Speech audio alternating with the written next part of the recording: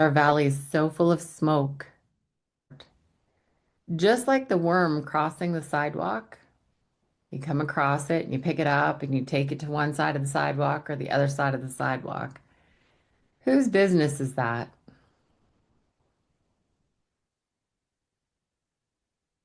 Whose business is it? But whose business is it whether the fires happen or not?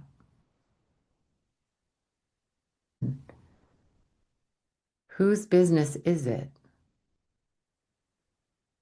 Are the prayers for rain any different than picking up the worm off the sidewalk and putting it, to one side or the other so it doesn't die?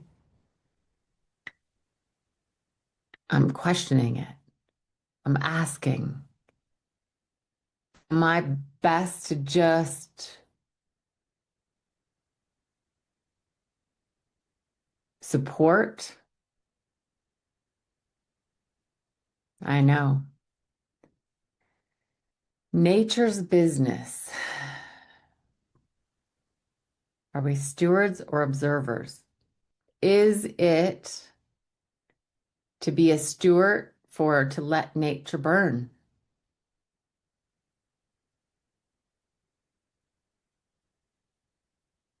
Nature's been burning right from the beginning, hasn't it? Fire is just one of those things that we agreed to in this quantum field to have happen. What is nature's? What's God's business? What is their business? Tell you what, it's got me slowed down. I'm not climbing mountains today. That's the identity. What actually is the identity's business?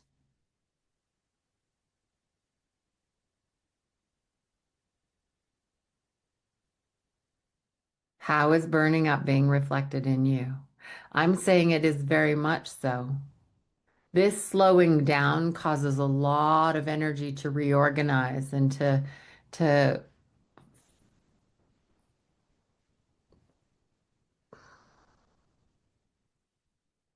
release old. I would ask myself these questions and I would be really curious because it's burning up.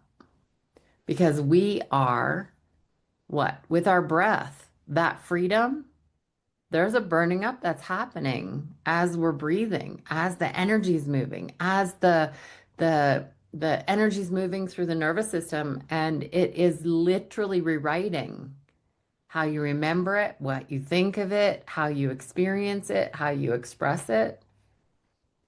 So in this moment that we are breathing into our sides, we're shifting everything. Not just that one tension.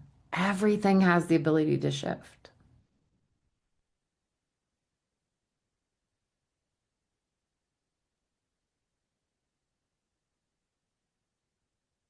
Everything.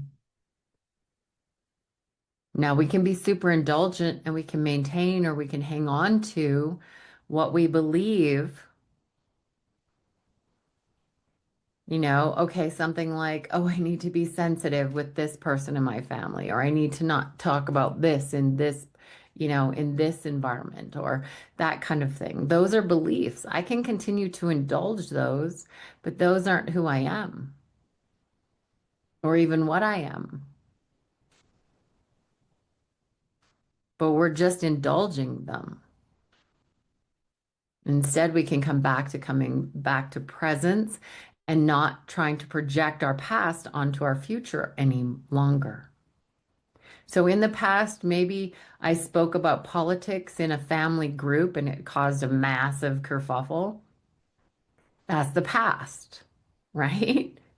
So I can project that past onto the future and continue to create it, or I can stop it right here in this present moment that says either I'm going to talk about politics or I'm not, and everybody else is responsible for their responses, their reactions, their feelings, their emotions. It's not mine because I stopped it right here instead of taking that past experience into the future. That's going to affect how I show up here because it's going to take me out of that present moment. I'm not actually going to be in the moment. I'm going to either be in the past or the future, which isn't where I can actually do anything. If we're in the past or the future, we're not able to free anything.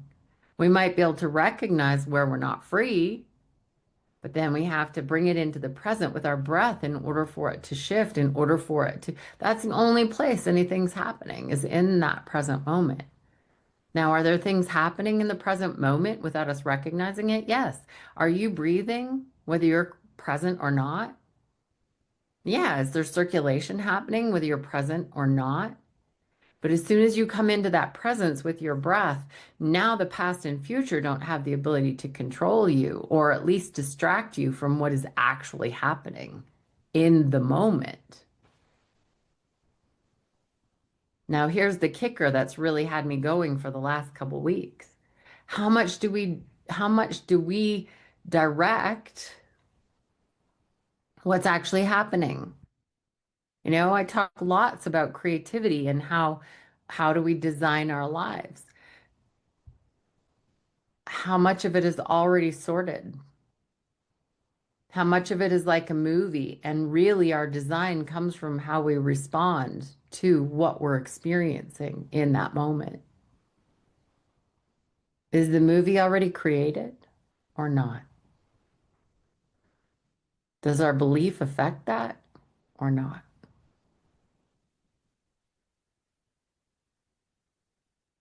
Freedom process is just that. Find the tension in your body. It can look like physical pain. It can look like mental distress. It can look like emotional, like whole body experience that's agitating. It can look like a part of your body that you're not connecting with or that you're not aware of. It can look like um, tension, just overall tension in a joint or in around your heart or in your back. It can look like so many things, but that's number one. Number two, feel it. Don't go into the story. Emotion is story. It's already telling you something, translating something. Every single person translates to sadness or to happiness differently. It's a whole bunch of sensations and beliefs and thoughts brought together to be translated as an emotion. We're sticking with the qualities when we feel it. Heavy, light, dark, light, contracted, expanded, sharp, smooth. Those are qualities. That's when we're feeling it. Number three is free it. That's your breath. That's breathing into the sides of your body the way you're designed to breathe. Now, we spend time on that, don't we? We get really, exploratory with that. We get really defined as far as what it is to breathe into our sides. And then number four is allow it. That's hands off. Nature knows how to reorganize it better than the identity ever could.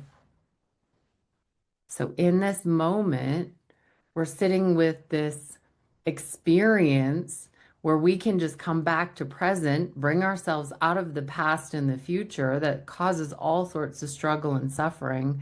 And from this moment, we can maybe be stewards and observers until even that falls away. What truly is our business?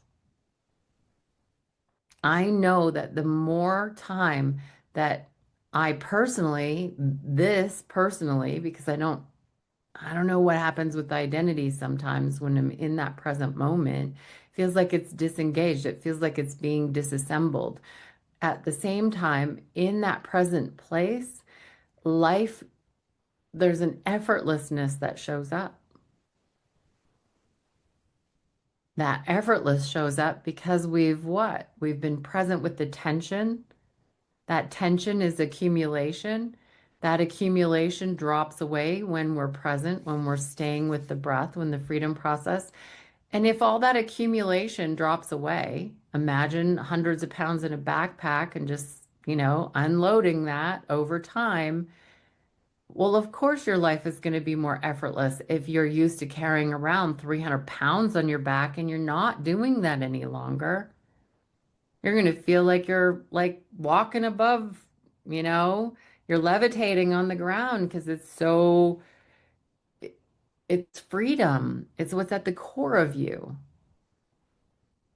So in this moment that you're willing to acknowledge where you're not free, hmm, at least where there's something covering up the freedom that's at the core of you, and you're willing to hit it with the freedom process, nature will reorganize because homeostatic reorganization is always happening.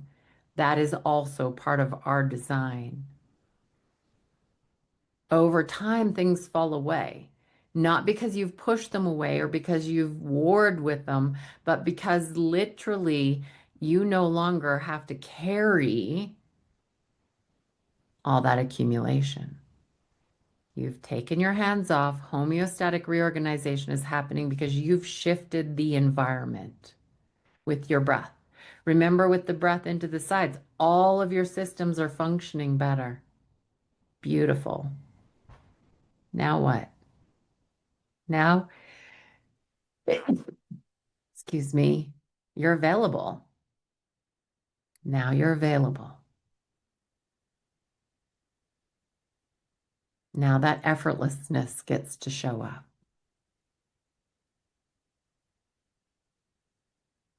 And how beautiful is that?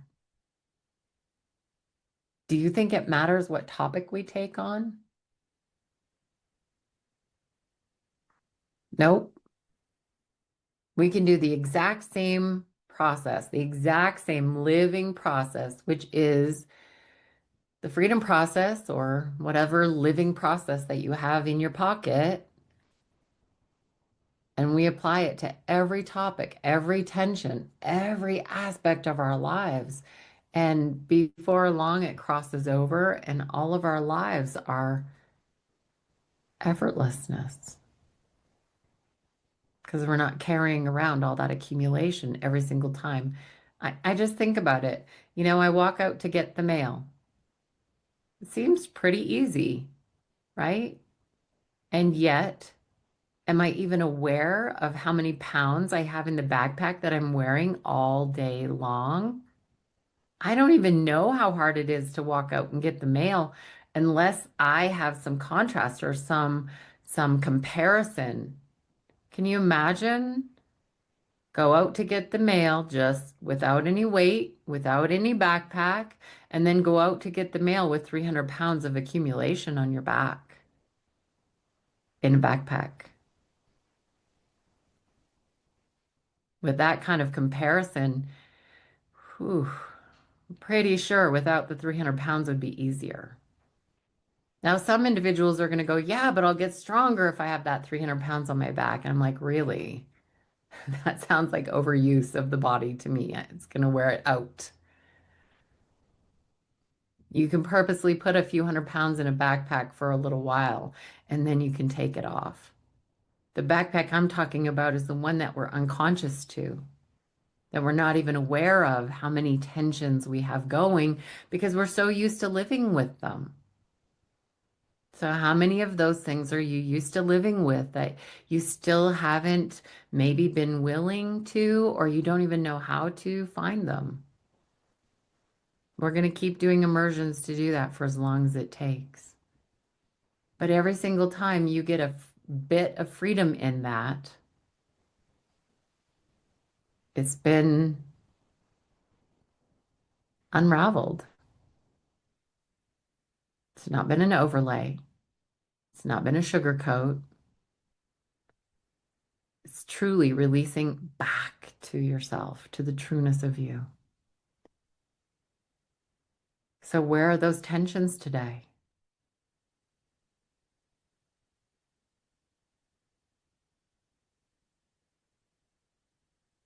Where are those tensions today? Are the ones you notice? Heck, that'd be the low-hanging fruit. Go with those ones. Find it, feel it, free it, allow it.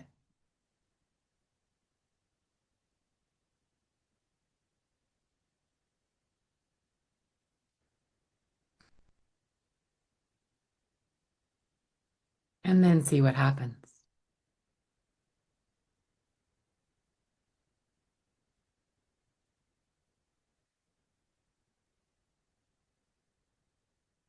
And how many times have you heard me say all of this? And did it just land a little deeper again?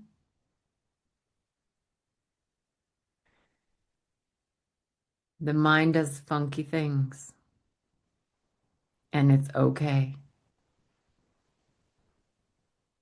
But no matter where we go with the topics that we do or the immersions that we do, this is the basics. This is the mastery aspect of it. Because really, the immersions are just to find the tensions, just to bring those up. And then we still get to play with this piece, right? So, mastery is coming back to the basics as many freaking times as it takes until it's living within us, until it isn't about having to remind ourselves anymore. It's literally living in us. And are you breathing into your sides right now? Wow, as soon as I say that, I feel it happening even more. What is that? Life coming at us all the time. It's okay. That's why we're doing this together.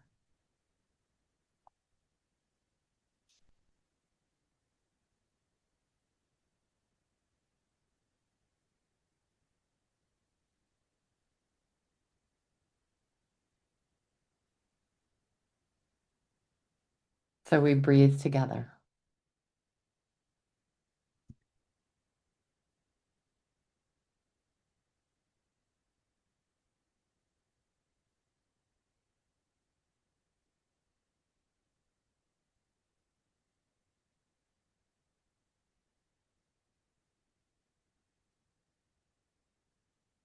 And then we look at how boring that is to come back to the basics.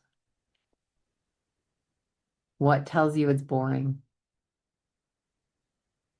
Uh-huh. The identity. What tells you I already know this? The identity. And yet, is it ever? Now, I'm going to ask for a show of hands. Is it ever a waste of time to come back to this as our foundation, as a basic that we can take with us anywhere, anytime, and to hear it again? Is it ever a waste of time?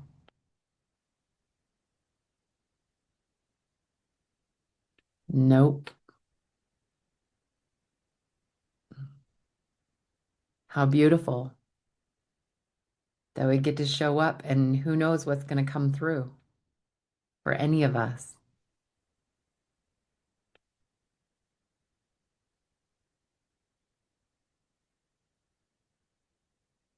So I'm breathing into the sides of my body.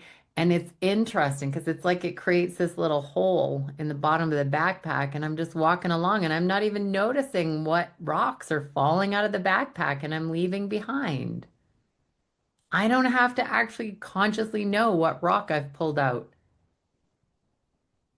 The breath just opens up so that all that accumulation can just fall away without even my awareness. I get to see what my life holds for me because so much of it has been unraveled. Whew, beautiful.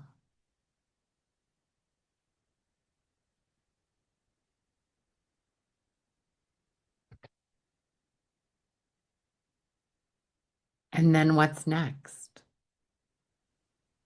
Yeah, I know the mind is going to go, yeah, but I'm still feeling this pain, or yeah, but this is hard, or yeah, but this doesn't seem to be going away.